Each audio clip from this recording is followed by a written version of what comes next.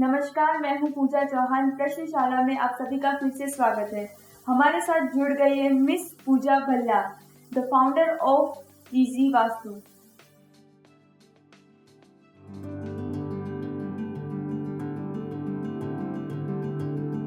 जो हम घर में पेंटिंग्स लगाते हैं, वो कैसी पेंटिंग्स लगानी चाहिए जिससे घर में पॉजिटिविटी आए? वास्तुशास्त्र में हमेशा कहते हैं कि आप अपने घर को खुद ही पॉजिटिव बना सकते हैं अगर आप अपने घर में पॉजिटिव पेंटिंग्स लगाएंगे तब।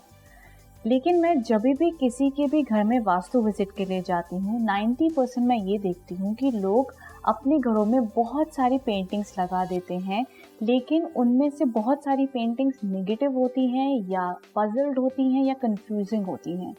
मैं आज तक के अपने एक्सपीरियंस में जब भी किसी के घर विजिट करती हूँ, मैं देखती हूँ कि लोगों ने अपने बेडरूम्स में पेंटिंग लगाए होते हैं, जैसे कि एक कोई गांव की लड़की रात के अंधेरे में लालटेन लेकर खड़ी है, या कोई बहुत सी दो लोग सैड फेस बनाकर बैठे हैं।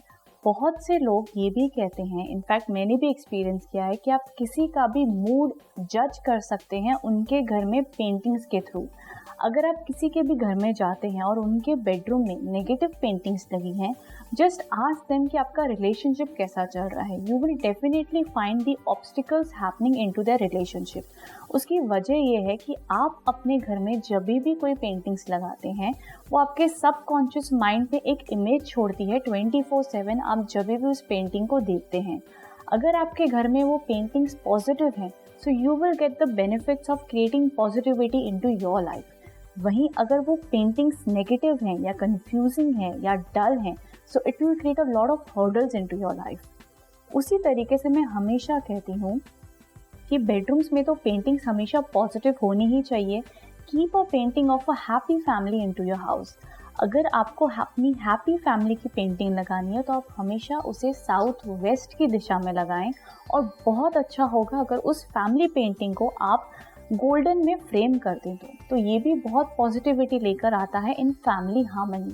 बिकॉज बहुत से लोग कहते हैं मैम वास्तु सही हो गया, लेकिन हमारे फैमिली में एक अच्छी बॉन्डिंग नहीं है, बंटवारा हो रहा है, देवरानी जेठानी में लड़ाई है, तो कौन नहीं चाहता कि उनकी फैमिली में पॉजिटिविटी रहे। तो इसका एक छोटा सा सीनरी या पिक्चर उपाय आप ये कर सकते हैं कि अपने घर में साउथ वेस्ट की दिशा में, चाहे वो हॉल हो या आपका बेडरूम हो, ज़रूर एक फैमिली पिक्चर लगाएं, अच्छी सी हंसती खेलती painting in a golden frame. This will create a lot of positivity in the family bonding. अब बात करते हैं कुछ ऐसी पेंटिंग्स की जो आपको बड़ी आसानी से नियर बाय शॉप्स में मिल तो जाएंगी, लेकिन जैसा कि मैंने कहा, उनके तत्व, उनकी हार्मनी सब मैच होनी चाहिए वास्तु के हिसाब से। जो सबसे famous and well known painting मानी जाती है वो है द वाटरफॉल सीनरी। कहते हैं कि अगर आपके घर में वाटरफॉल सीनरी की पिक्चर लग जाए तो उस घर में कभी भी पैसे की प्रॉब्लम नहीं आती है। अब बहुत से लोग ये चीज़ सुनते ही जल्द से जल्द भागेंगे और वाटरफॉल सीनरी लेकर आएंगे, लेकिन हमेशा ध्यान रखिए वाटरफॉल सीनरी के दो इम्पॉर्टेंट रूल्स हैं। सबसे पहला रूल कि वो हमेशा नॉर्थ डायरेक्शन में होना चाहिए, तो आप जब भी सीनरी लगाएं उसे नॉर्थ वॉल पर लगाएं या एटलीस्ट नॉर्थ ईस्ट की दिशा में लगाएं। दूसरा रूल ये है कि आपको कभी भी वाटरफॉल सीनरी बेडरूम्स में नहीं लगानी चाहिए, बिकॉज कभी भी कोई वाटर एलिमेंट एक्टिवेट हो जाता है कपल्स के बेडरूम में या किसी के भी बेडरूम में, so it always creates a very over emotional sensitivity. तो कोई भी रिलेशनशिप में सेंसिटिविटी नहीं चाहते हैं, सो आप हमेशा इसे हॉल में लगाएं।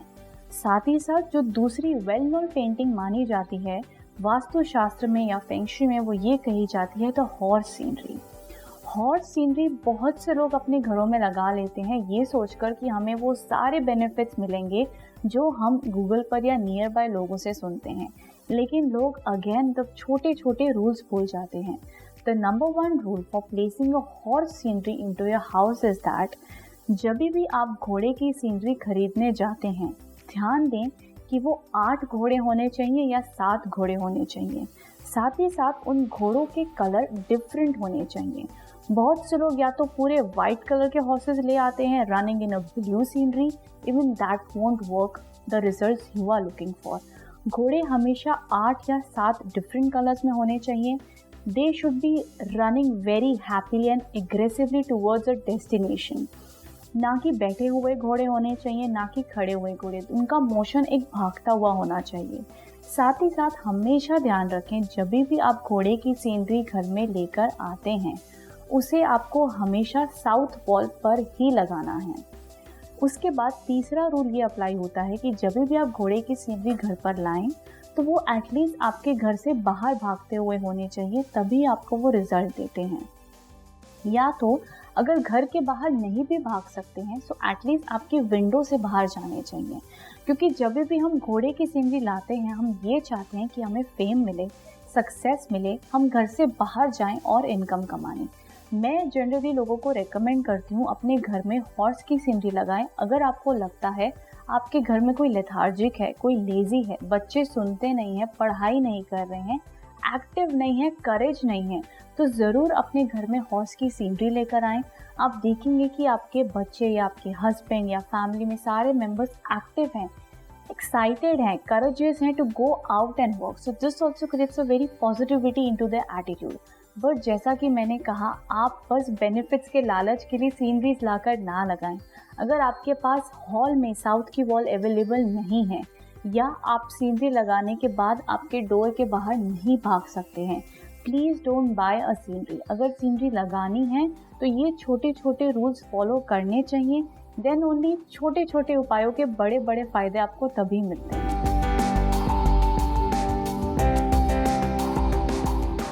अब वेब, मोबाइल और टीवी पर उपलब्ध